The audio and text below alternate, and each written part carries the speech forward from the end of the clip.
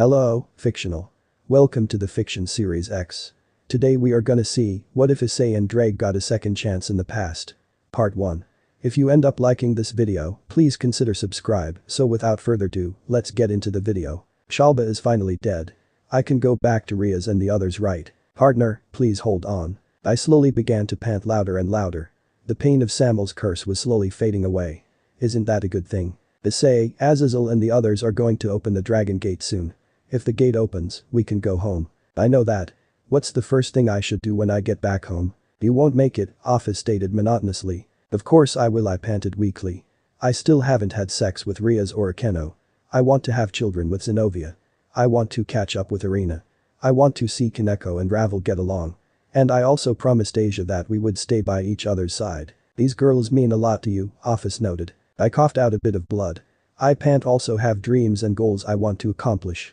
I fell on my knees and coughed heavily. Can you tell me these goals, these dreams, Second? Ophis requested. I smiled weakly. Of course. My first goal is to surpass all my rivals. I need to surpass Kibasaji Sere or Ganvali. I want to become the ultimate pawn. I also want to master the power of my dividing gear. And most of all, I want to create a harem. My vision slowly blurred. I didn't feel the pain of the curse anymore. My panting became slower. Hey Ophis, why did someone like you create the Cows Brigade? I asked. Huh? Why are you asking such a thing at a time like this? Ophis asked back. You saved them.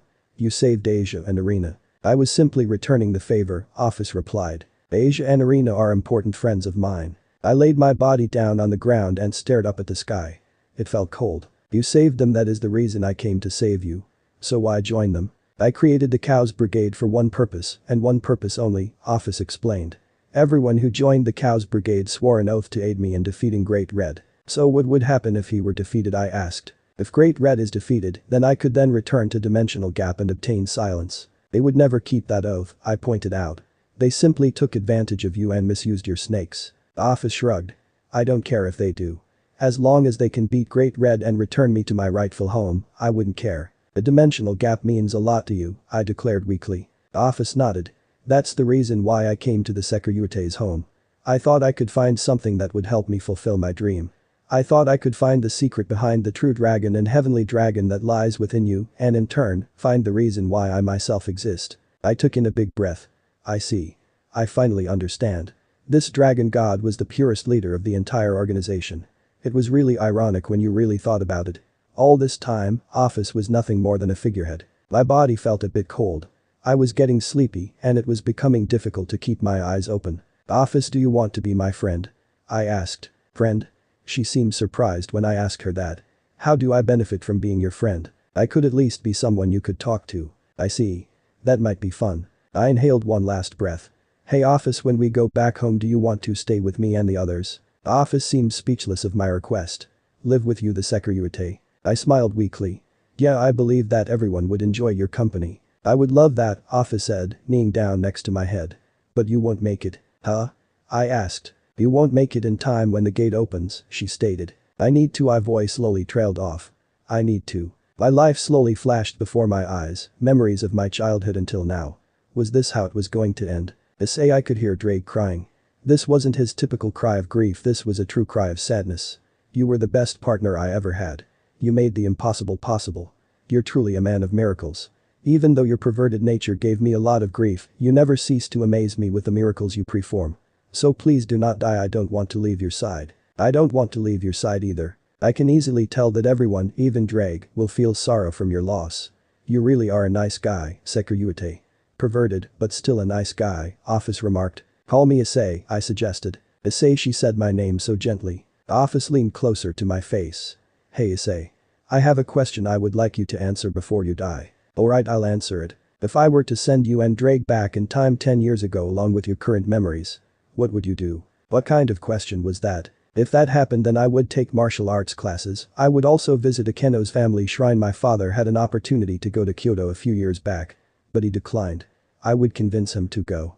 If we moved to Kyoto, I would go and find Kunu and her mother and hopefully train with them to improve my fire abilities. The opportunity to work in Kyoto is temporary, so my parents and I would eventually move back to our original home and allow time to take its course and go back to Rias and the others. Alright, Ophis replied. Huh? I asked, confused. I will send both your and Ddraig souls 10 years into the past. What? Does Ophis have that kind of power to do that? Ophis, do you know what will happen to you if you do that? Ddraig asked. I'll still exist in the past if I send both yours and Issei's souls back to the past. However, this will be my first time performing such a spell. I know for a fact that this spell will rebound. So there's a possibility that those who are close to your heart will also retain their memories of the future as well. I see that might prove to be helpful if I'm depending on the right person. So Issei, do you want to go through with it? Ophis asked. Yes, I answered quickly. Alright, Ophis said as a magic circle appeared beneath me. Issei. Will you really keep your promise about what you said you would do in the past?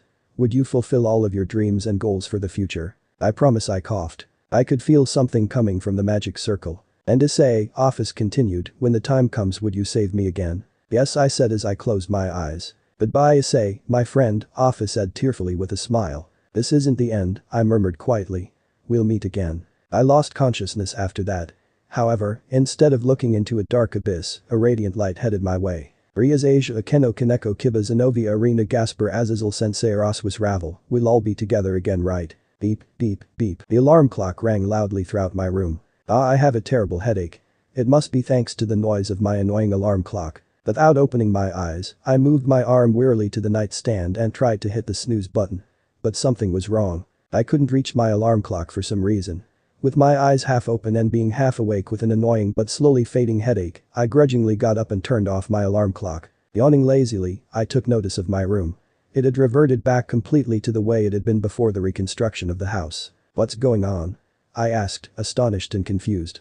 Partner, a familiar voice awkwardly spoke up in my head. Ddraig. You're still with me? Can you tell me what's going on here? Why are we back to my house and where are Rias and the rest? Do you have anything that can show a reflection? He asked awkwardly again. Why the hell would you need to see your reflection? What happened after that? I immediately froze on the spot. I noticed my reflection in my small television. My body was that of a 6-year-old. What the hell happened? I'm miniature. Ophis sent us back 11 years into the past. Ddraig explained. What? 11 years into the past? Then I really did almost die after my fight with Shalba. Yes. Ddraig confirmed with finality. If I was sent 11 years into the past then something must have gone wrong with the spell. It would appear so. Originally Ophis was supposed to send you back 10 years. She must have used a little too much power sending you back, so I was sent back an extra year, huh? Wait, didn't Ophis also tell us that there's a possibility of others remembering us? Yes, she did say that. Wait, Rena should be right next door. Maybe if she sees me, she'll remember me. She's close to my heart, right? Yes, there is a chance that she might remember us. However, there is something important I must tell you. Ddraig said in a grave tone. What is it, Ddraig? You're back into the state that you once were when you were just a human. Frankly speaking, your body is useless as it is now. Well, sorry for having a useless body. I fired back sarcastically. All of the power we gained during the time you were a devil is completely gone. Your balance breaker is gone. The power of Triana is gone. Well, looking on the bright side, our ability of getting power from breasts is also gone. I feel so relieved. With a resigned sigh, I turned back to my bed and proceeded to sit down. You're really enjoying this, aren't you? But if it helps your mental health, then I guess I'm okay with that. Yes, we can start fresh again. We can be something else beside the op-eyed dragon. And Albion and Vali won't be the Ketsuryuku. I find myself to be somewhat happy that you received the curse of Samael now. Ddraig sobbed tears of happiness. My eyebrow chose this moment to develop a rather impressive tic. Hey. Don't get overexcited from this. I almost died, you know. Not to mention we had only just started enjoying the op-eyed dragon lifestyle. A familiar voice added. Wait, I recognize that voice. I closed my eyes and proceeded to enter the white world within the boosted gear. Shocked and surprised, I noticed all of my past senpai partying and dancing around in a huge conga line. That tick in my eyebrow couldn't have been healthy now. What the hell are you idiots doing? It's good to see you, Issei. One of my past senpai said cheerfully with a broad grin. Wait, you guys remember me? That was kind of strange, but it also made sense in a completely roundabout kind of way. Why yes, of course. Another replied in a carefree manner. You know, even though I had decided that this all made sense, I was still terribly confused. Since we were sent back in time with our memories intact, I'm guessing these idiots were sent back with us, since they're a part of me and the boosted gear. Ddraig cut in at that point to offer his opinion. Well, I'm somewhat relieved of that, I guess. Don't worry, Issei, one of my senpai assured, waving at me. We'll aid you in your new quest to become whatever dragon you want. We'll work on a plan to train you to achieve Balance Breaker 2. So come join the conga line of happiness or go see that little girlfriend of yours, Irina. That's right, I have to go see her. Well, I'll see you later, senpai. Waving at them half-heartedly, I prepared to leave my subconscious and return to the world of the living. Metaphysically speaking, of course. I opened my eyes, stood up and moved away from my bed, quickly changed into some nondescript children's clothing, and ran downstairs into the kitchen. Morning, upon seeing my parents I offered them an enthusiastic greeting before taking a seat at the dining room table. Morning, honey. My mother greeted back while placing my breakfast on the table in front of me. You seem to be in a rush. My father pointed out, picking up the morning paper and flipping it open to the business section. Looks like your parents don't have their memories of the future. Ddraig pointed out succinctly. I sighed in relief, thankful for that. It would be hard to explain this to them if they did remember the future. I'm kind of glad I wasn't that close to them. Even though I loved my parents very much, we just didn't see eye to eye very often since that day. Was it the day you became a pervert? Ddraig asked in disbelief. Yup, that's pretty much what happened. I kind of am. I replied back to my father's words. Oh? Do you really want to spend more time with Irina then? My mother asked. I nodded, I really do. It's kind of an emergency. Is that so? My father asked, although not making eye contact. He continued to stare at the morning paper. Well, it is Irina's last day here. My mother advised me. Wait, it is? Crap. Now I really need to see Irina ASAP. But before I could make my hasty getaway from the kitchen, my mother grabbed the back of my shirt collar. Where do you think you're going? She asked. To Irina's house. I replied. You can go and see her after you finish your breakfast. My father said, putting down the paper and picking up his fork and knife. I opened and closed my mouth several times as I tried to formulate an argument, but in the end I acquiesced. Alright. I went back to table and hastily got to work on devouring the pancakes and miso soup my mother had prepared for breakfast as quickly as I could without choking. Whoa, slow down, Issei. My father demanded, seeming rather taken aback by how quickly I was scarfing food down my throat. One would think I was inhaling it. I can't. I told him while continuing on the warpath against breakfast. You'll upset your stomach if you don't, Issei. My mother informed me casually as she continued her work in the kitchen. I rolled my eyes and complied with my parents' wishes to slow down my eating. As I continued to eat, my father spoke up in between bites of food. Issei, there's only about 3 weeks before your first day of school. Have you decided on doing anything like joining a club or participating in sports? Ah, speak of the devil. Literally. I put down my utensils and placed my hands behind my head as I leaned back in my chair. A sport? What kind of sport club should I join? Should I join the kendo club? No, I won't obtain Ascalon until years later. What would I do if I don't have a sword until Ascalon arrives? Issei, may I suggest something? Ddraig asked. Mentally shrugging at the interruption to my thoughts, I replied to Draig's enquiry, sure, what's your suggestion? Why not learn some kind of hand-to-hand combat style? Taking a moment to think on that suggestion, I smiled and nodded before realizing my parents might find it strange that I was doing so when nobody was speaking. Thankful that they weren't paying much attention to me at this point as I had yet to answer, I continued, more carefully this time. That's perfect. Since I'm pretty much useless without the power of the Sekiryuite anyways, taking a martial arts class would definitely help me in the future. Especially against Sererg. Thanks for the suggestion, Ddraig. No problem. I just wanted to keep the promise you had with Ophis about taking martial arts. That's right. I have to keep my promise with Ophis. I looked at my dad who was in the middle of drinking his morning coffee. Dad, I want to join one of the martial arts clubs. As I said that, my father spat out his coffee, hitting my mother directly in the face. My face. My mother shrieked in pain, covering her face with her hands as she reached for a towel hanging from the stove. Do you want to take a martial arts class? My father asked, bewildered, completely ignoring my mother who was still screaming in pain. Hey, don't ignore your wife, you old coot. Scowling at my father, I affirmed, yes. You know, that costs a lot of money. He reminded me. I know. My mother sat back down at table, a cold, threatening scowl aimed directly at my father as she dried her face with the towel she'd managed to get a hold of. Allow the boy to do martial arts. She demanded while directing a deathly glare in his direction. My father shivered when he noticed a both gloomy and scary aura surrounding my mother. I could see a red flash coming from her eyes. But dear, we can't afford. Yes, we can. My mother snapped back. But I'll get a part-time job to pay for Issei's classes. I happen to know a friend who owns a dojo downtown. You do? My father and I asked simultaneously. Apparently I wasn't the only one who was shocked by that knowledge. She nodded. Yeah, my best friend from high school married a former American MMA fighter and opened up a dojo not far from the school. Issei, go learn from her and her husband. In the past she did insist Issei should join, but I refused because I felt it was too violent for him. However, now when I think about it, Issei could use some self-discipline, and someone could learn not to spit hot coffee in his wife's face. That last sentence stabbed Dad's heart with a knife. He buried his frightened face behind the newspapers and sheepishly asked, "Discount?" "Yes. Since we're friends, she'll give us a discount." My mother confirmed. "Well, at least we got that out of the way. You can say that again, Ddraig." I smiled. "Thanks, Mom." "Thanks, Dad." Shortly after that I left the table and headed on over to Irina's house. As I arrived, I noticed a huge moving truck parked in the driveway, Irina's parents and some unknown men loading various things into the back. "Ah, Issei." Her mother smiled as she noticed me. "Did you come to see Irina one last time?" her father asked. "Yes," I said cheerfully. "Do you know where she is?" "She must still be upstairs packing her stuff." Her father guessed. "Why don't you go up there and play for a little while, we still have some time before we need to get going anyways." I agreed to her father's request, heading inside and running upstairs to her room. As I walked into her room, I noticed Irina packing the remnants of her belongings. "Hey Irina."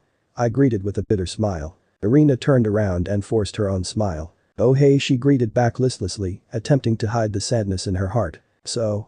I started, a sheepish grin on my face. "Yeah," she replied, not knowing what to say to me either. "Partner, aren't you going to check if Irina remembers anything about you or your past life?" "I know, but I don't know where or how to begin. I don't know if she remembers anything about us." "How about this?" Ddraig whispered a suggestion into my mind. "Oh, that could work." "Hey Irina, I had a dream not too long ago." I stated. "A dream?" she questioned, tilting her head in confusion. I nodded. "Yeah, it was a really crazy dream, and you were in it." "I was?" I nodded in response. "Yeah, you were an angel." "An angel?" she asked. "Yeah, you had everything an angel had. You had white wings and a halo made out of light." Now Irina made a face as if I was crazy. "I don't want to be an angel," she responded with a nasty look on her face. Eh? Ddraig also made a shocked sound. But angels are pure and good. You can become an follower of God." I pointed out, a nervous look on my face. "But it's because of God that I'm moving away," Irina countered. "Huh?" I had a clueless and probably comedic look on my face. "I want to stay here and go to first grade with Ice-kun. I love it here. This is my home and I don't want to leave," Irina complained, tears slowly coming out of her eyes. "Looks like the past self-proclaimed angel doesn't have any memories of us or her present self," Ddraig declared. I sighed. This might be a good thing. When we were catching up back in the present, Irina told me how she hated the private school she went to during her time in elementary school. I'd rather not have the present self go through that again. "Do you know what school my parents are going to send me to?" Irina asked with barely concealed sobs. "A private school?" I guessed. "Yeah," she nodded tearfully. "It's a private school for Catholics." "Issei, aren't you going to cheer her up somehow?" Ddraig asked. "Yeah, I guess that might be the right thing to do." I walked closer to Irina and gently patted her head. "Eh?" Irina squeaked, noticing me patting her head. "Calm down," I said soothingly. "We heroes don't cry, no matter what." "Heroes?" she asked, confused. "Yeah, you and I are heroes. And you know what the first rule of being a hero is? We don't cry," I said keenly. "But I won't ever see you again," Irina protested tearfully. I sighed. "You want to know another rule of being a hero?" "What?" "Heroes don't say goodbye," I told her with a refreshing smile.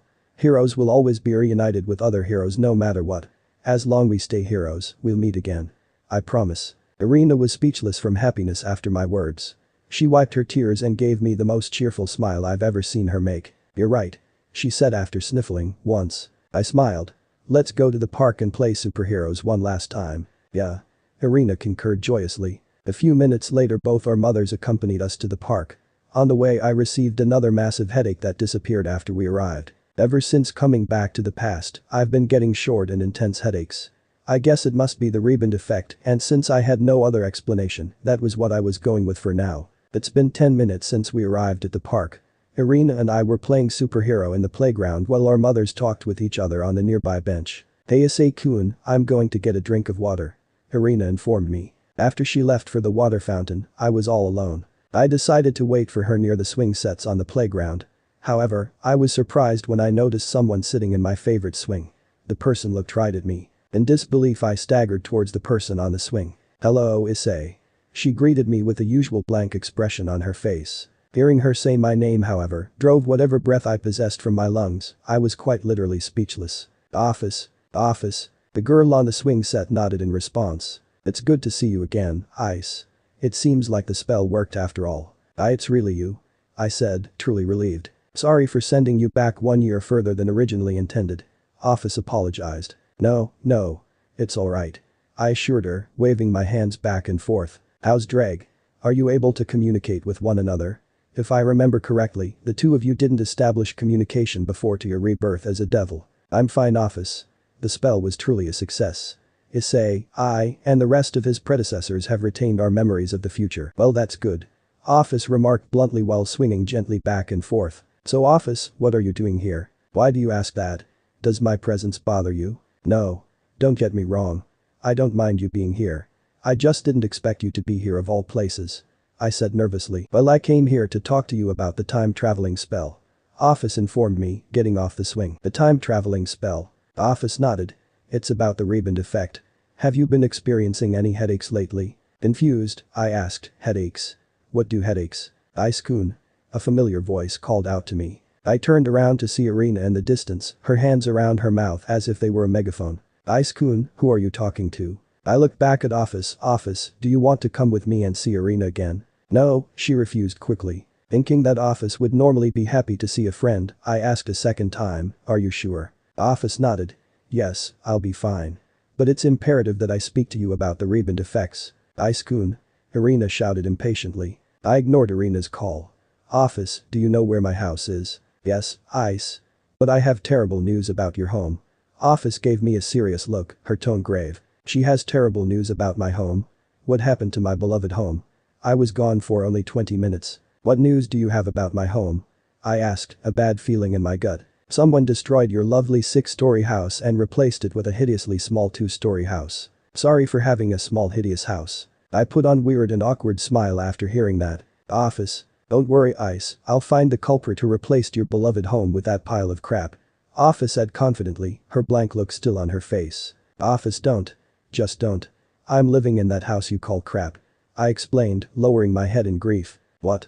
Isn't it normal for the Second to live a life of luxury? Well, I'm not.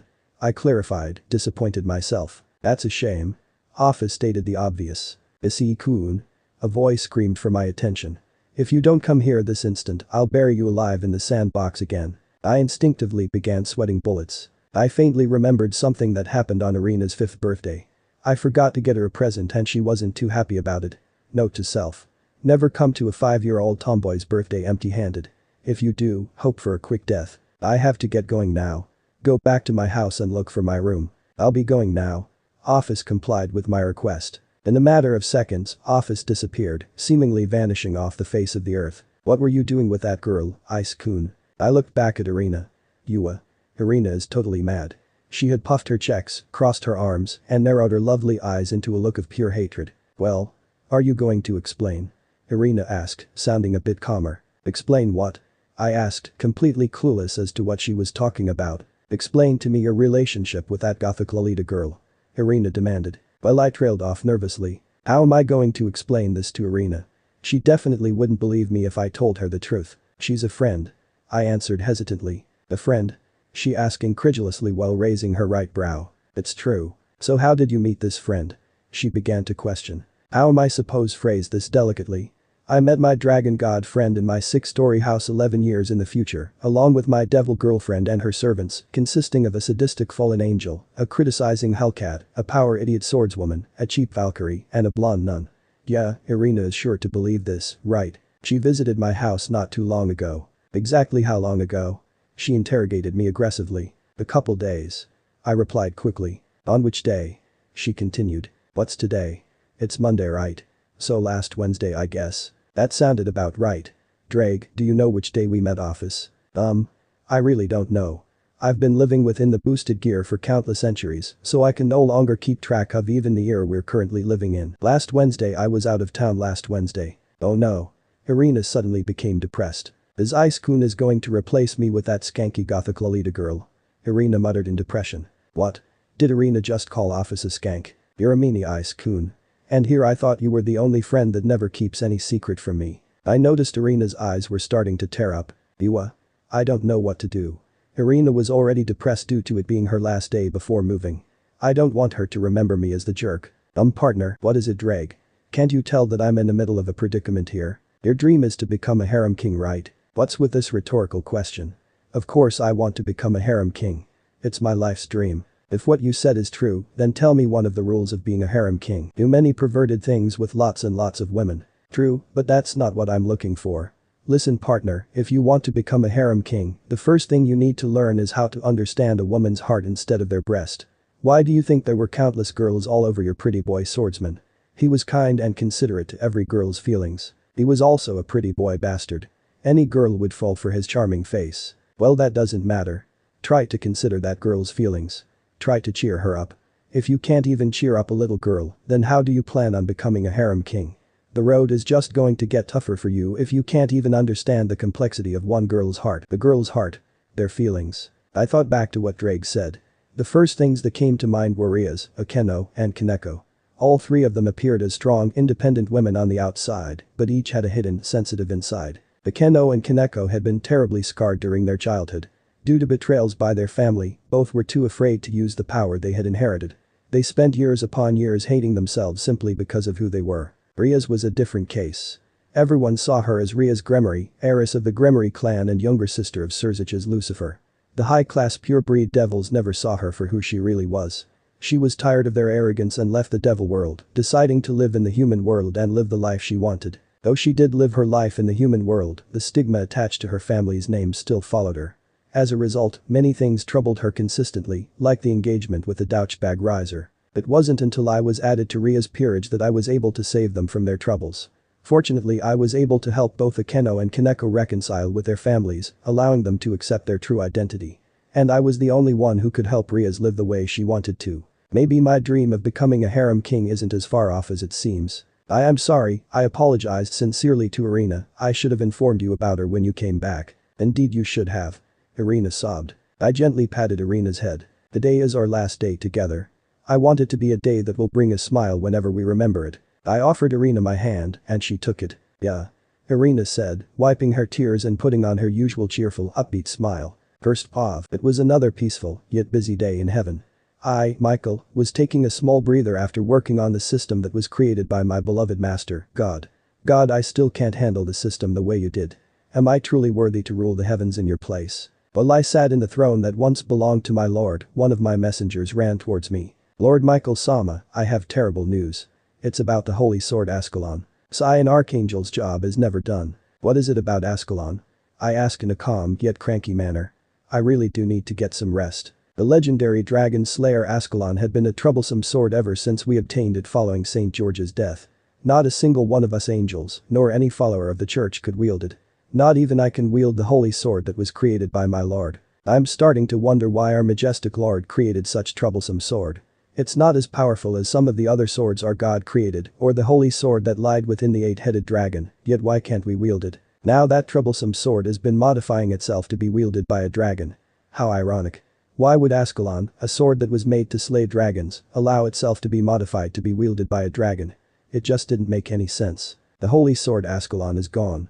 My messenger admitted nervously. I jumped out of God's throne, a shocked look on my face. What do you mean Ascalon is gone? I asked as calmly as I could. It's just gone. The minister in charge of the sword woke up this morning and found it had disappeared. So are you implying that someone stole Ascalon? No sir. The messenger stuttered. We checked the security cameras and sent our best angels and magicians to check for any presence of magic where the holy sword was being kept, but they couldn't find anything of the sort. So Ascalon grew a pair of legs and walked out of the church. I jested angrily. It's possible sir. My messenger gulped sheepishly. I sighed in grief. What am I to do now? I've already had enough problems already with ruling heaven and all of the churches on earth. This will cause major panic for us angels. Do you think the Ascalon is with its new wielder? My messenger asked. That is a possibility, but it's rather unlikely. If there's someone who seems capable of wielding one of the original holy swords, we bring them to the church and test them for that ability. But I have never heard a story of a holy sword going out on its own to find its wielder. Did something like that happen? Did Ascalon really find its own wielder? If so, I wonder what kind person the holy sword chose. Achoo, I sneezed. God bless you Ice-kun. Irina said, touching my forehead. Are you sick? Irina, our mothers and I came back to Irina's house. Everything that used to be inside her house was now packed inside the moving trucks. I'm fine Irina. I assured her. Are you sure? Irina asked, concern clearly visible in her eyes. I'm sure. I reassured her with a smile. I still can't believe this is my last day here. Irina said while releasing a depressed sigh. She looked down to the ground with a sad face. Hey Irina. Yeah Ise-kun? Asked Irina, looking back up at my face. I leaned over to Irina's left cheek and gently placed my lips upon it. When I leaned back, I noticed Irina's shocking reaction to my kiss. Her face was burning red and her ears literally fumed. Ise-kun, she exclaimed, stuttering. What? I forgot to get you goodbye present. So would you settle for a kiss instead? Irina simply nodded, that same shocked look on her face. After the kiss, Irina and her parents moved away to England. I wouldn't able to see her for another 11 years. I was on top of my bed in my bedroom. It was almost time for me to go to bed. Ophis was nowhere to be found. Where the hell was she? Don't tell me she got lost. Hello, a familiar deadpan voice greeted from underneath my bed. Huh? I asked, noticing someone rolling out from underneath. It was Ophis. How long was she hiding under my bed? I've been hiding there for 3 hours. What's with those words of confidence? That's not something you should be proud of. Well, you found my room. I pointed out as kindly as I could. Ophis got up and sat on top of my bed. Alright Ophis said, speaking a bit more serious than before. Let's talk about the rebon effect of the spell. Feeling nervous, I made a fairly audible gulp as Ophis began to speak. When I performed the spell, numerous rebon effects surfaced as a result. For starters, I sent you back a year earlier than I intended to. That's fairly understandable considering the fact Ophis isn't a specialist in this type of magic. That being said, a spell of this caliber could have easily backfired, as it apparently had. Ophis was hesitant to speak again, but she continued. Now let me tell you about the other effects of the time-traveling spell. Remember when I told you that there's a possibility of others, which are close to your heart, being able to remember you? I nodded in response. Ise, have you experienced any headaches more than once today? Yeah, I actually did. I answered while remembering the massive headaches I got in the morning and on my way to the park. Well, what I'm about to tell you is going to sound very confusing and complex. So be prepared and listen very carefully. Ophis warned me gravely, still maintaining her emotionless expression. Alright. I quickly replied. I'm ready. Ophis took a deep breath before she continued. I have found out that there will be 10 people close to your heart that will remember you and Ddraig. What Ophis said wasn't complicated to understand. So from everyone close to my heart, only 10 of them will only remember me. Still, that's a good thing, right? But here's complicated part. Unlike you and Ddraig, they won't immediately remember anything about you or their future selves. Say what now? What exactly are you trying to say? I asked, a puzzled and concerned look on my face. Those 10 chosen people won't remember you or their future selves on the spot. Even I, the spell's caster and one of the 10 chosen people, didn't remember you at all until late this morning. Now I'm even more confused, you know. I looked to my left arm. Even Ophis, who cast the spell in the first place, hadn't remembered me nor Ddraig. Please tell me you understand what's going on, Ddraig. I'm as lost as your partner. I might understand what Ophis is saying if she continued explaining more about this rebon effect. I looked back at Ophis. If what you said was true, then how did you remember me and Ddraig? Ophis took in another deep breath. A 4 cows brigade was formed and while Great Red occupied my birthplace, I was lonely. I traveled around the world looking for another place I could call home, but I couldn't. However, one day I noticed a couple of devil children playing cards and calling each other friend. It was at that moment that something hit me. My memories of you, Ddraig, Volley, Asia and Irina came rushing back to me accompanied by a terrible headache. After the headache subsided I went straight to your house and searched for you. Headache? I asked. Ophis nodded. Yes, Ise. Those 2 massive headaches you received today were a direct result of me and another individual who now remember their lives of the future. I think I get it now. What is it, Ddraig? What did you just understand? Unlike you, me, and those idiots within the boosted gear, Ophis, who didn't remember us or her future self right away couldn't, not until she activated a certain trigger that allowed her to remember. Also, the second she remembered us, a short but massive headache appeared. Ophis nodded to Draig's words. What Ddraig says is true. Someone like me, the embodiment of the infinite, should have remembered you the second I sent you 11 years into the past, but I didn't. It wasn't until I received both a keyword and a key action that I remembered both of you after getting a massive headache. So what you're trying to say is that the other 8 people who were chosen won't remember me unless I find their respective keywords or actions and trigger a terrible headache, right? I guessed. Yes. Ophis replied, emotionless as usual. For me it took both a keyword and a certain action to remember everything. The other 9 probably only need one or the other. The reason why I needed both was probably because I'm both the infinite dragon god and the caster of this spell. Now I somewhat understand this rebon effect. But I quickly realized something. Ophis, I had 2 headaches today. Do you know who the other person might be? Ophis shook her head. No, I don't. And I'm not done explaining the rebon effect yet. There's still more. I slowly became paler and paler after realizing there was still more to this effect. The rebon effect is a double-edged sword. Without even looking at my body I knew I was as pale as a ghost. Just because these 10 people are close to your heart doesn't necessarily mean that you have a positive relationship with them. They could be people you have hated deeply within your heart. If these people manage to unlock their memories, the first thing they might do is hunt you down. My body began to shake as I thought about the possibility of people I hate showing up with no hesitation to kill me at first glance. I quickly shuffled through my mind, thinking of all the enemies I deeply hated. Shalba, the leader of the old Mao faction of the Cows Brigade, as well as the man who almost stole Asia from my life. It was because of him that I awakened the juggernaut drive that greatly shortened my lifespan and almost died a second time. He was a so-called Mao that didn't rely the power of others. But he was nothing more a pathetic hypocrite who made me sick. I adore the man who makes my blood boil. It was because of him that Asia was labeled a heretic by the church. That bastard wanted Asia to be his sex slave and had the gall to call me a filthy dragon. He is definitely someone who I can safely assume to be a person close to my heart whom I hated. However, the next person that entered my mind sent fear and sadness down my spine. Will you die for me? A dark voice taunted in my mind. Ise. Ophis said, snapping me out of my deep concentration. I am scared. I admitted, my voice filled with dread. I'm completely defenseless in this state. How am I to defend myself when I'm only 6 years old? Ophis grabbed my hands and firmly squeezed them. It's alright. Ophis assured. You and your friends protected me. Now it's my turn. You don't have to worry, Ise. I'm also here to protect you. I'll undo the seal if I have you. You too, Ddraig. Don't worry about a thing, Ise-kun. We'll also do our part in protecting you. Even my senpais are willing to protect me. Yeah, we even have Ascalon. You have nothing to worry about. Well, that's good to know. Wait, what?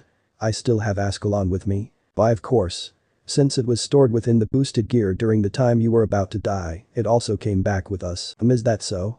I wonder if it's already too late to change to Kendo now. Wait, if Ascalon came back with me because it was confined within the boosted gear, then could it be possible that… I looked at my right hand.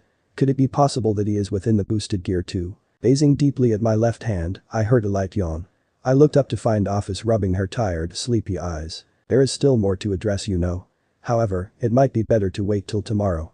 Ophis yawned again. I also yawned deeply. Yeah, I guess we'll have to wait until tomorrow then. Before I could go to sleep, I quickly realized something. I turned towards Ophis. Where are you going to sleep? I asked. On the bed, of course. Ophis told me. But we don't have a spare bed. I informed her. Ophis looked at the bed and then back at me. I can't tell what she is thinking. Boy sleeps on floor. She said, pushing me off my bed. Can't we share? I beseeched her desperately. Ophis rolled her eyes.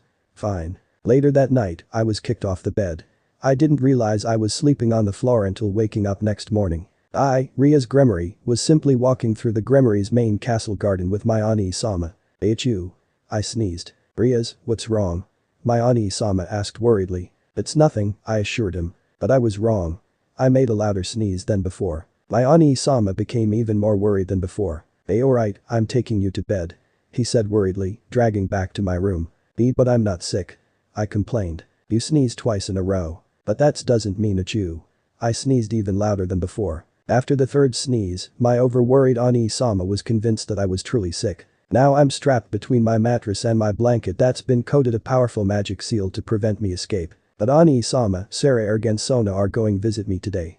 I protested to get out of my bed. It's alright. They can come and play in your room and I'll supervise. Oh no. If Ani-sama supervised my play date with Sarah and Sona, I can never show my face to them again. I'm fine. Really. I'm not a Jew. Ani-sama panicked. That's it. That's it. That's it. All week you're getting best rest. I'm going to get the week off and watch over you. Hey Ani-sama, if you're getting time off, then you should go stay with Wani-sama. She's bears your child in her belly. What are you talking about, Rias? Grayfa doesn't have a baby in her belly. No, she's just fat. Babies come from the delivery stork. Good job, Ani-sama. That's probably the last time you ever get laid if Wani-sama finds out of what you just said. I put on a skeptical half-eye look. I already know how babies are made, Ani-sama. A man and a woman just have to. Blah, blah, blah, I'm not listening. Ani-sama exclaimed, covering his ears with both of his index fingers. Am I interrupting something? A new voice awkwardly asked, coming into the room. It was Ani-sama's knight, Saji Akita, leaning against the doorframe. Saji-chan, please knock some sense into stupid Ani-sama. Oh no. Panicked Ani-sama. Her condition are getting worse. She's not remembering how great of a brother I am. Both Saji-chan and I stared at Ani-chan with half-open eyes. So Rias Haim is sick then? Saji-chan asked, who decided to play along with Ani-sama's scene, walked up to my bed. Oh yes, Ani-sama sobbed. You wouldn't believe how many times she sneezed today. Oh how many? Saji-chan asked, placing his hand on top of my forehead. Ani-sama putted up his hand and hid his thumb behind his palm. 4 times. Ani-sama cried. Well her temperature is alright. Saji-chan muttered quietly, removing his hand from my forehead. He turned over to Ani-sama. Lord Surziches, I think I know why she's sneezing without being sick. Ani-sama looked at Saji-chan as if he was crazy. What the hell are talking about Saji? Well there was an old saying in Japan. If you're not sick and you sneeze, that means someone is talking about you. Now Ani-sama put on a blank look on his face. Don't talk nonsense Saji. My beloved baby sister is now sick and it's my responsibility to stay by her side till she gets healthy. Sorry to inform you, but you can't stay with your so-called sick sister. Saji-chan said after sighing. Ani-sama raised a brow. What are you talking about Saji? There's nothing you can say that can make me leave this room. Is that so? Saji-chan snorted, cracking his neck. He coughed before he spoke. It's your wife. She's in labor. Ani-sama became speechless. She's what? He exclaimed loudly, cupping his checks and looking like the screamer. She's in labor. Saji-chan repeated clearly. Oh, fuck. I thought the baby was supposed to come next week. What am I going to do? What am I going to do? I'm not mentally prepared for this. Someone, anyone, tell me what I have to do. Ani-sama panicked crazily, pacing back and forth. How about release me from my bed? I suggested. Ani-sama quickly reverted back to his normal self. Ha, yeah right. He laughed. I sighed well I at least tried. Saji-chan walked up to Ani-sama and gave a bitch slap him so he could snap out of his panic state. Oh Ani-sama's face has a huge red hand mark on his left cheek. First I need you to calm down. Saji-chan ordered Ani-chan calmly. Next take in a good nice big breathe. Ani-sama slowly inhaled and exhaled heavily. Saji-chan smiled and placed his hand on Ani-chan's shoulder. Look Surziches, it's really common thing for a woman to go into labor before the due date. Many men go through a panic state. But you have to calm down and show you're not that kind of man who panics when an unexpected situation happens last minute. Ani-sama took in one more last breath before calming down. Sorry for my rude behavior, Saji, Rias. I just realized that I'm going to become a parent. I never thought that this day will actually come. Well it did. Saji smiled. Now let's go to the hospital. You have to be there when your wife gives birth. But before you leave, I want to leave you smiling when you arrive to Griefa's side. So think something funny huh? Has Beowulf been info yet? Ani-sama asked. Nope. Saji snickered. I can't wait to see the look on his face when we inform him a week later. Ani-sama laughed. Seeing Beowulf's misery does bring me joy. Why does everyone is Ani-sama's peerage pick on Beowulf? I hope my peerage don't make fun of my future pawn. Ophis is pav. Every morning, I always wake up before Ise does. What I usually do before Ise wakes up is simply look at his sleepy face and listen to his sleep talk. Rias I love you I want to grope your op I at you. Oh someone is probably thinking of him. Is it first? First pav at you. I sneezed. I rubbed my nose. I wonder who is talking about me. Rias pav. After the Saji-chan's pep talking Ani-chan went via magic circle to the hospital located in Styri's territory. Now let me release that seal that your idiot brother put on your bed Saji-chan said, trying to remove his seal. After the seal was removed, Saji-chan took notice of my evil pieces on my mini table. Oh? Are these your evil pieces? He asked. I happily nodded. Yes, they are. Saji-chan examined my pieces carefully. As I suspected, you have a mutation piece just like your brother, though it's a bishop piece. But may I ask you something? Sure. I said. Where are all your pawn pieces? I put on a bitter smile when he noticed my pawns weren't with the rest of my other pieces.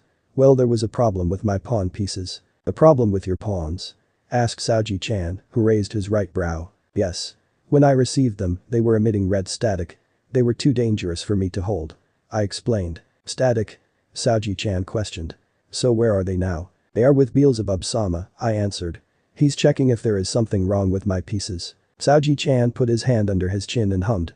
For evil pieces to do something like emitting red static and hurt its owner, that's a strange case indeed.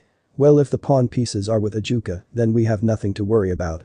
Let's go to hospital and see your great one Isama give birth to a healthy baby. Yeah. I agreed enthusiastically, grabbing onto Saji-chan's hand. Issei's pav. It was a clear sky morning of a summer day. I, Issei, woke up early in the morning in my room and properly getting dressed for today.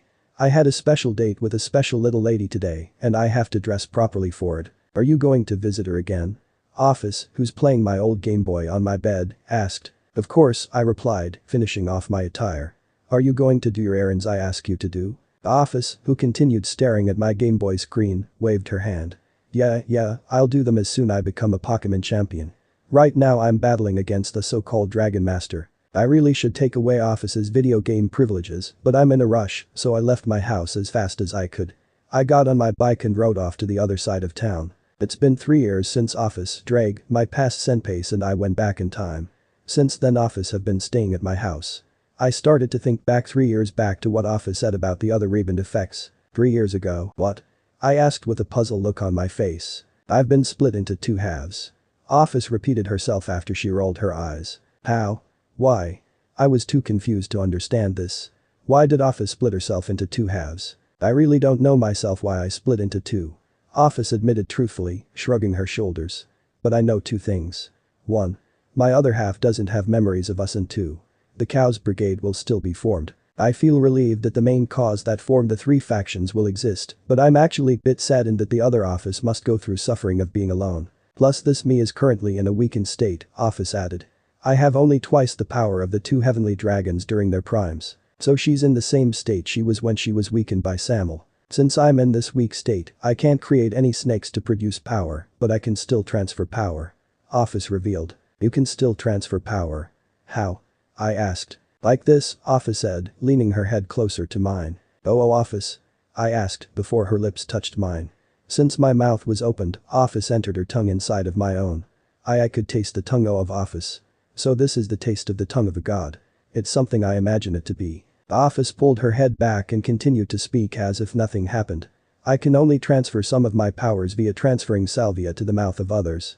What I just transfer into you is special type of senjutsu that allows you to see auras of others. Why did you transfer that power into me? I, who am completely baffled, asked. Ise, try to read my aura. Ophis commanded without explaining the purpose of this power and ignoring my question. Alright. I agreed to her words and activated my aura reading powers. The color of Ophis's aura was crimson red. I told Ophis the color of her aura. Ophis then tells me to look at the aura of someone from outside. I did that and noticed the aura of a bystander near our home. It was gray. I told her the color aura of the bystander. What I gave you is the aura to see the people who will remember you. Ophis explained the power she gave me from that kiss. If the aura's color is crimson red, then they are the people who remember you. If the aura's color is gray, then they don't remember you at all. Oh, so that's why she gave this ability in the first place. This ability will be very helpful for you when you look for first. Ophis added. First, just who are you? Where are you?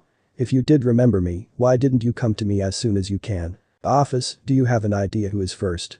I asked while thinking multiple people of whom first is. Ophis placed her hand under her chin and thought about with a monotone hum.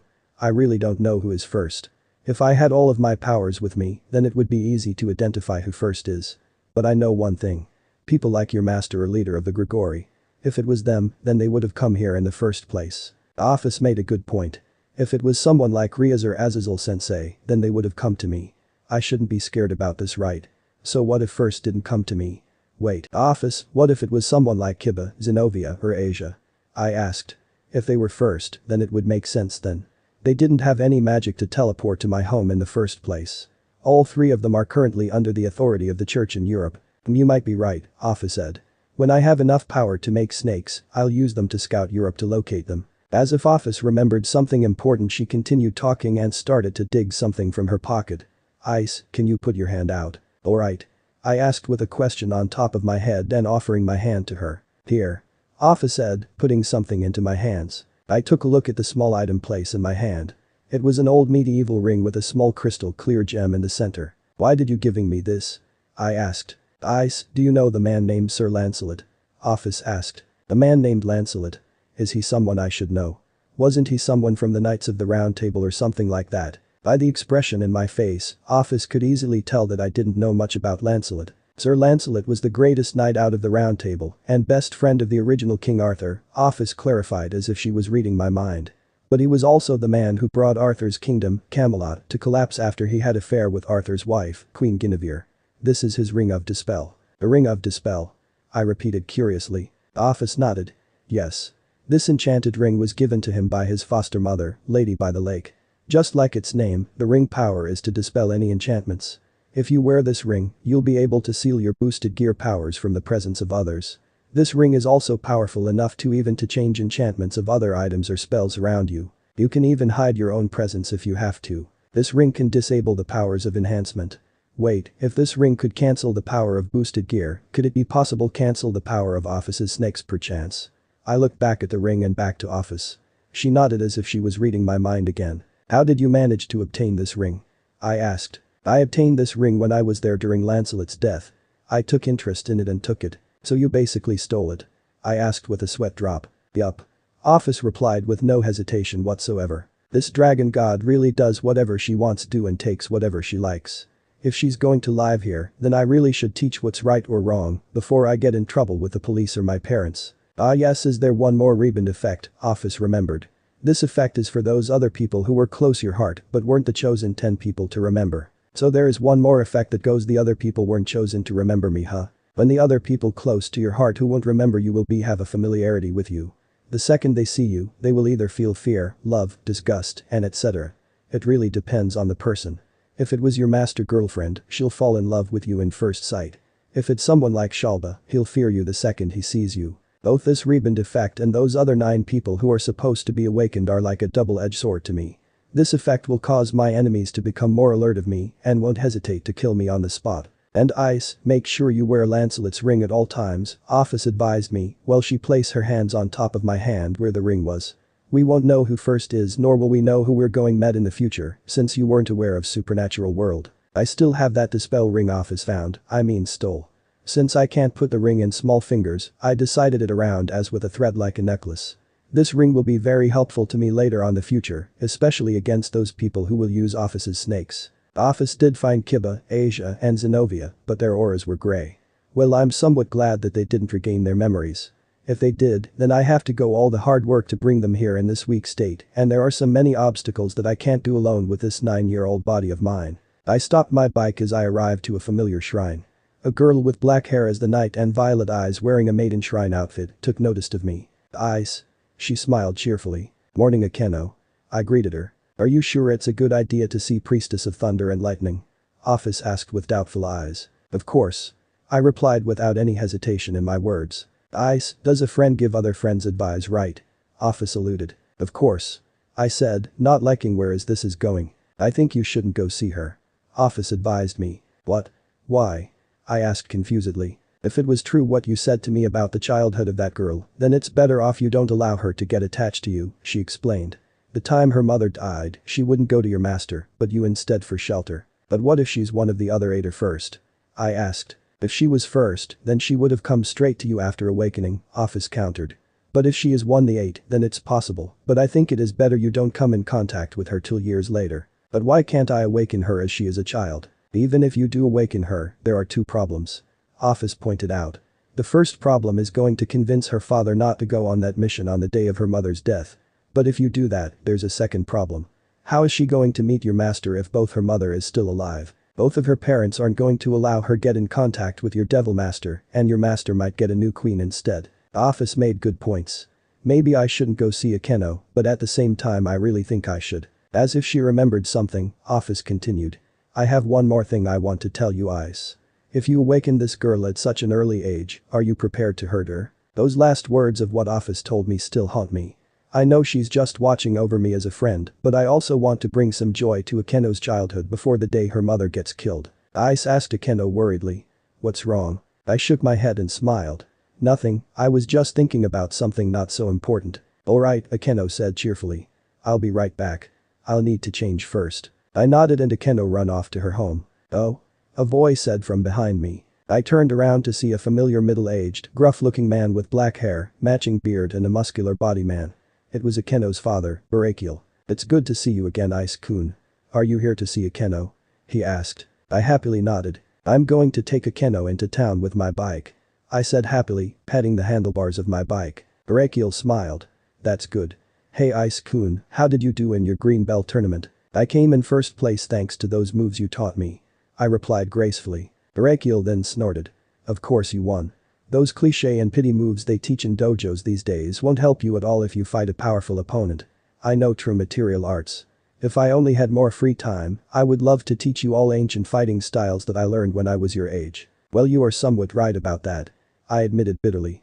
My sensei is very talented, but compared to Bariel, he's very weak. Ever since Bariel knew the fact that I was learning material arts, he taught a few moves that he learned from ancient times.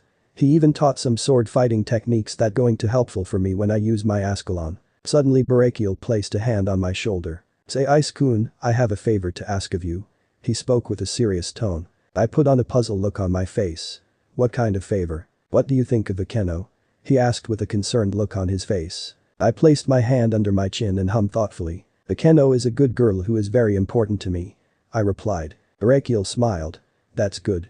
You know there are going to be times that I won't be able to be there for her when she needs me. I wonder if you wonder if I can stay by Akeno's side. I said, finishing Bariel's sentence. Don't worry, I will.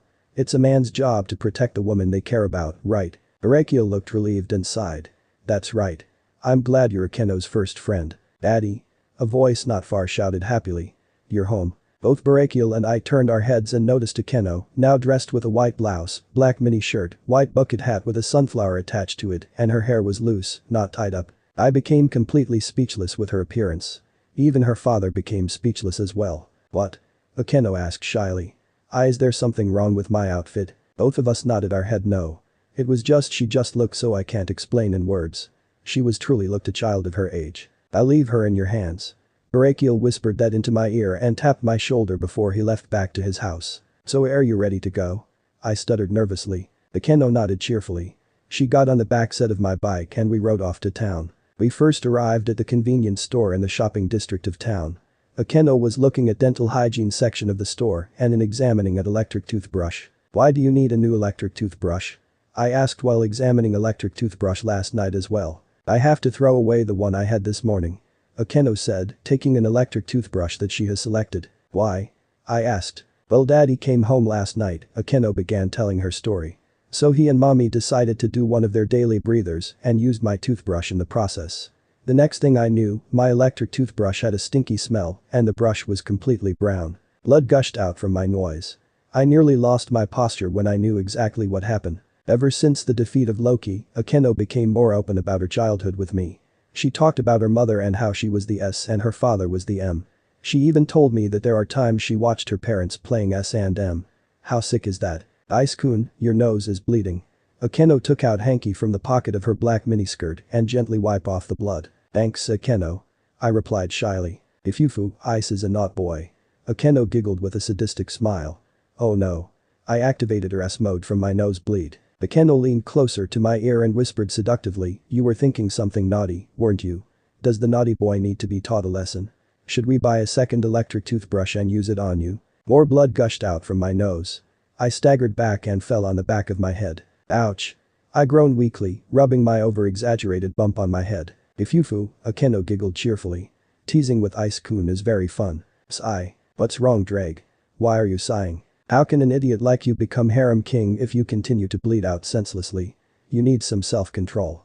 If you don't, it would lead you to your death. Remember the bishop girl of Saraerg? You nearly fell for your trap because you couldn't attack her because of a simple striptease. But I was able to beat her. Only because you weren't satisfied with how she stripped herself. Hey. I take striptease very seriously. If any girl in my harem is going to do a striptease, she has to do it right. So I give up. Your lecherous thoughts is going to haunt me for the rest of my life. Anyone just euthanize me right now. Ddraig begged depressingly. Whoa. Calm down, Ddraig. Don't get too depressed. I can change. Really. I'll control my nosebleed. It just to quit a bad habit. That's it. You're 20-year-old stuck in a 9-year-old body and you're getting seduced by a 10-year-old girl. Ddraig snapped. This isn't any 10-year-old girl. It's Akeno. Please try to understand, Ddraig. So I am done. At least you're not gushing out too much blood like you did in the past. Or is it the future? I give up. What's wrong, Ise? Akeno asked concernedly, noticing that I was looking down at my left hand. Nothing. I quickly replied. Akeno quickly finished her shopping and we left the convenience store. So where do you want to go next? I asked. I think I know a good place that we can go play in for a while. Akeno suggested her next location by whispering it by my ear. Alright, I said. If the little lady wants to go there, then I'll drive her there. I rode my bike a bit away toward the woods that a few meters away from town. I stopped my bike and both Akeno and I got off. So why did you want to come here? I inquired curiously while Akeno walked straight into the woods. Come. Akeno said, waving her hand to follow her. Alright. I said, following Akeno from behind. After a few minutes walking in, Akeno stopped in front of a creek. Why did you stop? I asked. Akeno turned around and smiled. I wanted to bring you here. I raised a brow. You brought me to a creek. Does this creek have any significant meaning to you? I asked. Yes, Akeno replied sincerely. This is where my parents met. Her parents met each other here in this lake. Akeno turned back at the creek and continued. My daddy was injured from some very scary people and hid here in the woods. He was on the verge on death till my mommy found him on his spot and nursed him back to health. I walked up and stood next to Akeno and stared down at the creek. It was love at first sight for them. This place was where my father told my mother he loved her for the very first time. He even proposed to her here. When I was younger, we always came here for a picnic. My daddy always retold the story of how he met my mommy. Akeno sounded more bashful and quiet. Akeno's hand clasped with mine. I interlocked her fingers and gently squeezed. I could see Akeno's reflection from the lake and noticed a light blush on her face. I looked at my reflection. I also had a small blush on my cheeks. It's a touching story. I said honestly. Hey Ise. Akeno spoke my name timidly. Yes. I asked. Do you remember the day we met? Yeah, I do, I replied happily. It was 3 years ago. For some reason I wanted to visit your shrine. I begged my parents endlessly till they agreed to take me. We went walking and 3 years ago. Hurry up. I shouted impatiently. We're trying our best. My father huffed. Why did you want to come here? My mother asked wearily. I just wanted to. I half lied. While I was walking ahead, my parents were talking behind my back. Do you think our son wants to become a priest when he grows up? My father asked. My mother shrugged. It could be. Maybe Arena's religiousness could have rubbed off on him. What are you two talking about? I asked with half-open eyes. I wasn't listening, but I could easily tell they were talking about that. Oh, nothing. My father replied sarcastically with a sweat drop on his face. I rolled my eyes and continued up ahead. I'm really thankfully that neither one of them remembered the future. I was the first arrived to the shrine. My parents arrived a few minutes after I did. We're here now, my father stated. Are you happy? Well, kind of. I said, sounding a bit disappointed. What's wrong? My mother asked, noticing that I looked a bit sad. I shook my head. Nothing. I lied. Alright, I knew I heard voices somewhere. A voice said from behind. All three of us turned around and noticed a young woman and a small girl wearing matching shrine maiden uniforms. I couldn't close my mouth when I first lay eyes on the small girl. Oh, are you two the shrine maidens of this shrine? My mother asked. Well, I am, the older shrine maiden answered. My daughter isn't. Daughter? Asked my father shockingly. You look so young. The mother shrine maiden smiled. Thanks for the compliments. Oh, you have a son. He's about the same age as my daughter. Why don't you say hello to him, Akeno? The daughter of the shrine maiden hid behind her mother. She looked very timid when she looked at me. I knew by fact that Akeno was more fragile than Rias, but I never knew she was also shy. I could feel someone tapping me behind my back. It was properly my dad who wanted me to introduce myself to Priestess of Thunder and Lightning. I took in a big breath and walked forward towards the shy fallen angel girl. I'm Issei, I introduced myself with a cheerful smile. Akeno's face turned red and she quickly buried her face in her mother's shrine maiden outfit. What's wrong, Akeno? Her mother asked gently. Akeno pulled her face back away from her mother's clothes and looked directly at me. I'm Himejima Akeno. Little Akeno introduced herself sheepishly with a quick bow. After that we spent the whole day together. Then I spent the rest of my summer coming to the shrine just to be with you and your family. And now we're here. I said, finishing the story. Akeno became very silent. She let go of my hand and walked into the creek. Akeno? I asked. Hey Ise, do you believe in stuff like the supernatural? Akeno asked suddenly. Don't tell me she's going to reveal me her secret. I'm not sure if I should be relieved or not if she does. I somewhat do believe in the supernatural, I said in the best way I could. The world is hard to explain, right? There are things that we don't know about. Akeno turned around and looked at me with sad emotionless eyes. What would happen if I told you if I was not completely human? Would you fear me? Why do you ask me that? I asked, ignoring Akeno's question. I'm just wondering what would happen if I told you if I wasn't completely human. That's all. Akeno implied earnestly. So would you fear me if I wasn't completely human after all? I thought about her question deeply. Then I thought about Rainer. Both girls are fallen angels, but they're completely the opposite of each other. That depends, I replied warily. If you weren't completely human, would you harm me? Of course not. Shouted Akeno defensively. Ise is too important to me. Akeno stopped herself from confessing what she wanted to say to me. I could easily guess what she wanted to say to me. She wanted to confess her love to me. I sighed in relief and walked into the creek. Akeno became puzzled. I stood right in front of her. I placed my left hand on her cheek. If you're the same Akeno I knew and love on the inside, then I don't care if you're not completely human. I answered Akeno's question. Akeno slowly started to shed tears. Love? She asked tearfully. Did you say love? Of course I did. I assured her, wiping off the tears on her face. Ise! Cried Akeno happily, tackling down onto the creek. I exclaimed as I was tackled down. I love you. I love you. I love you. Akeno repeated emotionally as she buried her face into my shirt. Akeno, I whispered while I wrapped my left arm around her back and used my right to gently stroke her head. Ophis paw. Ophis who remembers the future and Ise, am currently working an errand for Ise in the underworld. I overkilled Blue's team, I gloated emotionlessly, playing Pokemon Yellow with Ice's old Game Boy. He was no match for my powerful Charizard. Slow down Nisama, a sweet little voice pleaded. I can't catch up. You really are a slowpoke Shirin, Nyan, an older woman's voice purred. I quickly saved my game and turned off my Game Boy. I, who was hiding within some bushes, took a peek and noticed two girls playing in front lawns. I was able to recognize them. They were Volley's black cat and Ice's white cat. I heard they were sisters. I don't see the resemblance. Their appearance and personality are completely different, even their eye color has different shades. Even though they were completely different on appearance and personality, they seem very close, like Ise and his parents. I see why Ise sent me here too in the first place. I remembered the story about them. They were close back then, but the former master of Volley's black cat was a cruel man who lusted for power. She took the risk of being a wanted criminal to protect Ice's white cat. Ise told me that friends and family take risks to protect their loved ones. Both of us risk ourselves to protect one another. He risked his life to protect me from Shalba, and I risked saving his life by sending him back in time. If I remembered correctly of how the story ended between the two Nekomata siblings from what Ise told me after they've been separated for all these years, his white cat couldn't forgive Volley's black cat for leaving her, and she was afraid to use her Nekomata powers. Ise sent me here to protect the relationship between these girls. He knew for a fact that Volley's cat didn't go berserk and killed her former master by mistake, so I'm here to gain some evidence. After 3 years after being with Ise, I regained some of my strength. I wasn't able to regain all of my original power, but I'm powerful enough to make snakes to act as my recon. When the time comes, I'll send my snakes to the Formas for them to see the treatment that Volley's cat had to go through. Ise guessed that if the Formas see this, then there is a possibility for a new anti-cruelty law for reincarnated devils or devils who are being used by evil pieces. I took one last glance at the Nekomata siblings, they really love one another. I felt something weird inside of me. I didn't like the feeling, nor did I like the feeling of the Nekomata siblings getting along. Maybe I'm feeling this way because I was born a lonely child with no one being with me by my side. But that feeling left when I have two people that came into mind. Ise and Volley. Volley, if I had all my powers, I will also go directly to you as well. If I consider of what Ise told me what is a friend, you were also my friend, right?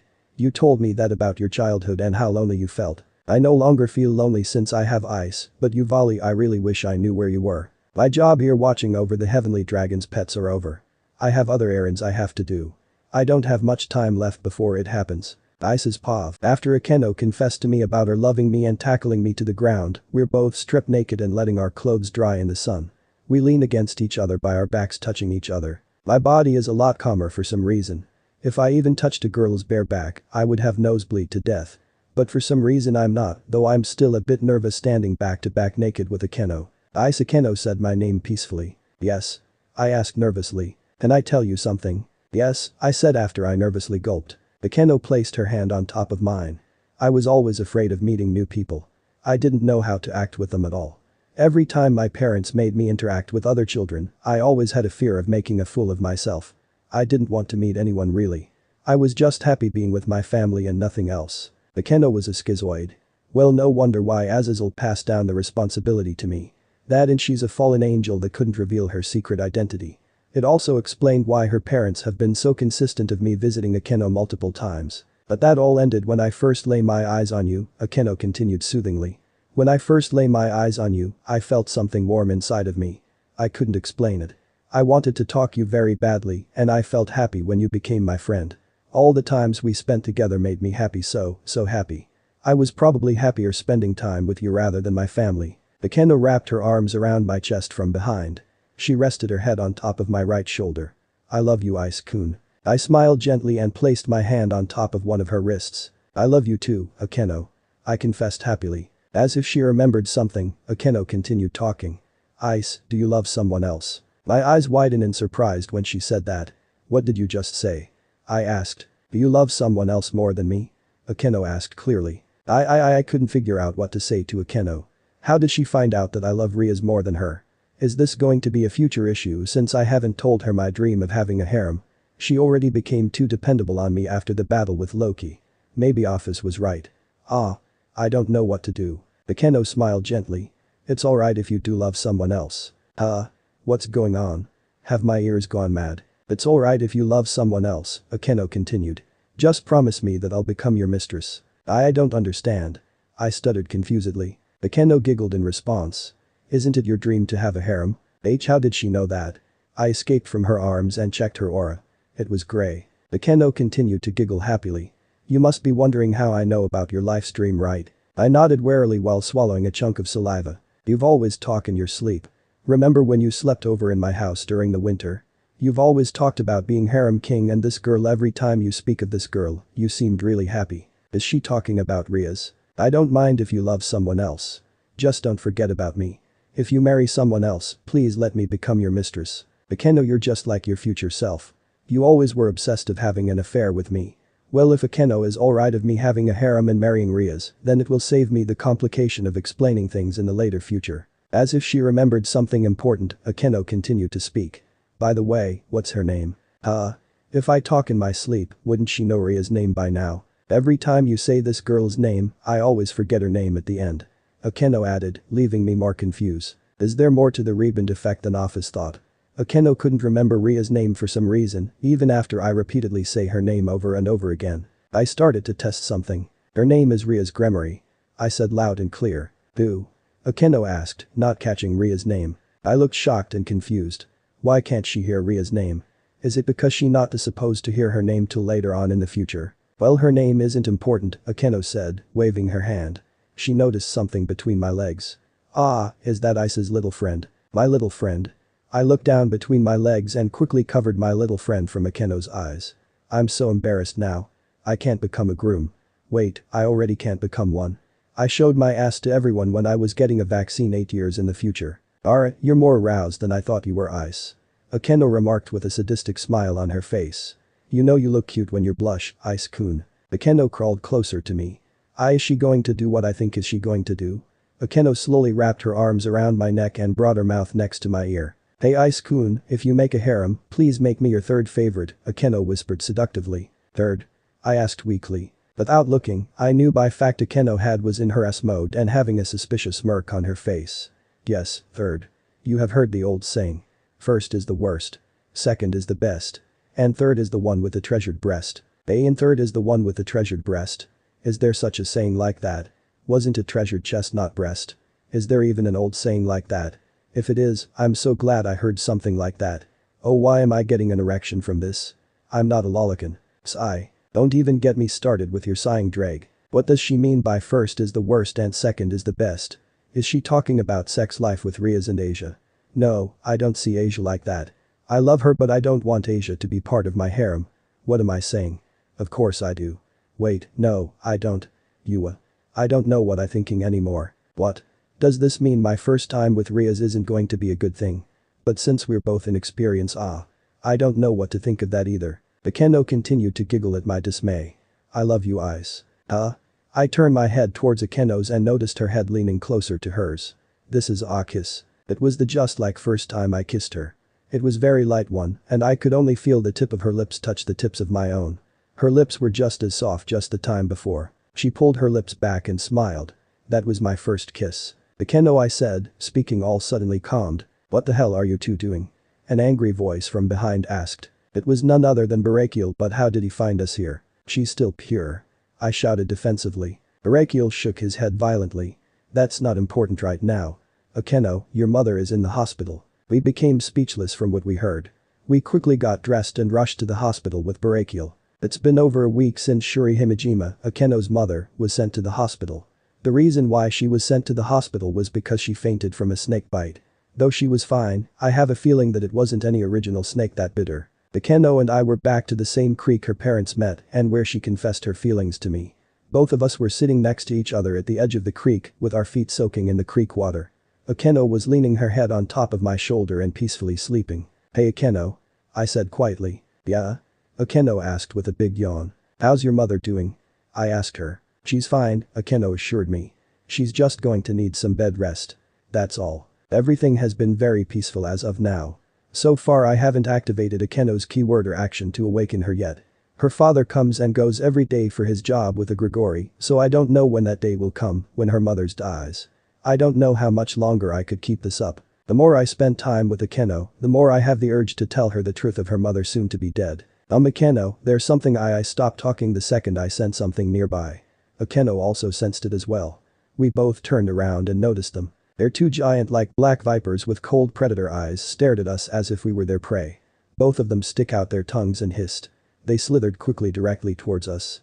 I quickly grabbed Akeno's hand and ran for it. Why are we being chased by these snakes? Could be possible at first is actually one of my mortal enemies. No, I refuse to believe that. But who is attacking us? Ah. I tripped on a twig and Akeno fell behind on my back. I looked back and noticed the serpents were hot on our trail. I got back up and quickly took off the ring of dispel. Looks like I need to use boosted gear. Boosted gear. I chanted out, putting out my left hand out. Now something went wrong. My red gauntlet didn't appear at all. Why? Ddraig, it's an emergency. Please let me use your power. Forgive me, Ddraig. I tried to move my own body, but I was completely frozen. Ddraig, is this your doing? The only part of my body I could only move was my head. I looked back and noticed one of the serpents appeared in front of me with its mouth opened. Ise-kun.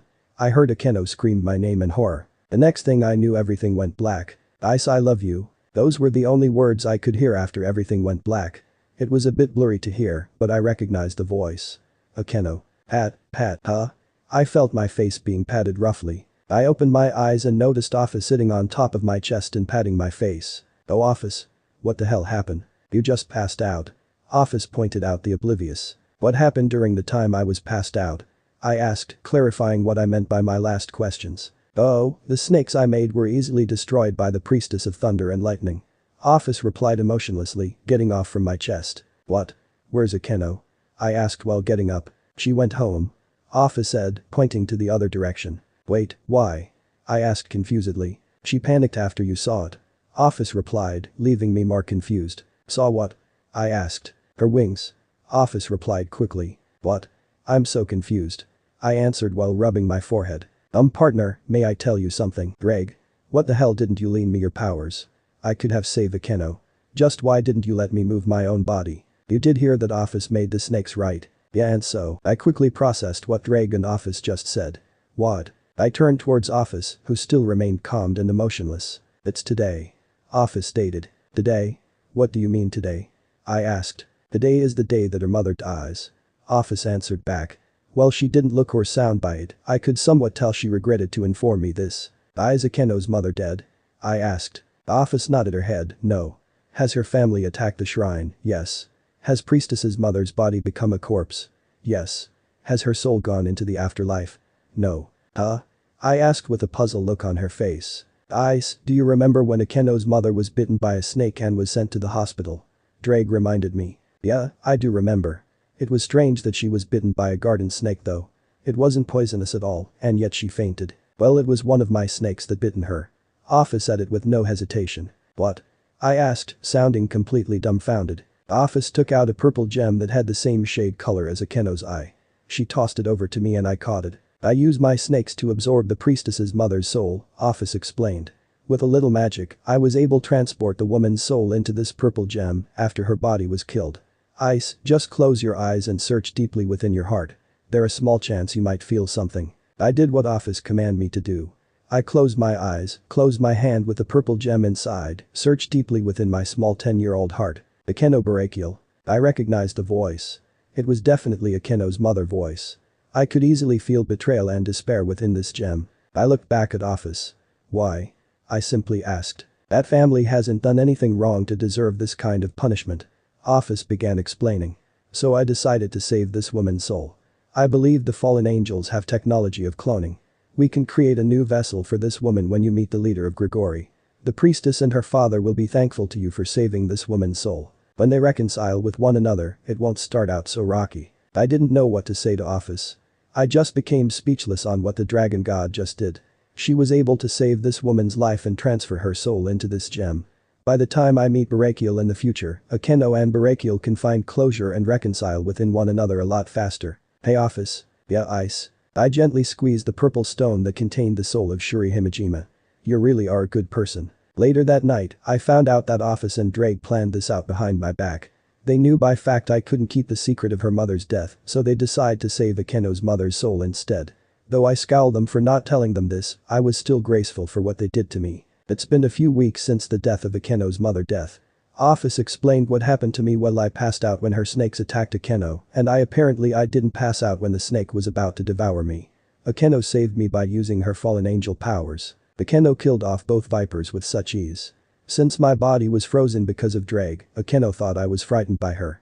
She decided to erase all of our memories we spent together and fled back to her home. The memories of Akeno were erased. But I was able to save a copy of all the times you spent together since you removed the ring of dispel. Ddraig explained the details of how I still remembered Akeno. I see. So the next time I see Akeno, she'll believe that I won't recognize her. Should I be grateful for that? You shouldn't be sad. Ophis, who's walking beside me, said. I sighed. Don't worry, I'm not. Both Ophis and I were walking towards the park where we met. For some reason Ophis enjoys coming here for some reason. I don't mind accompanying her.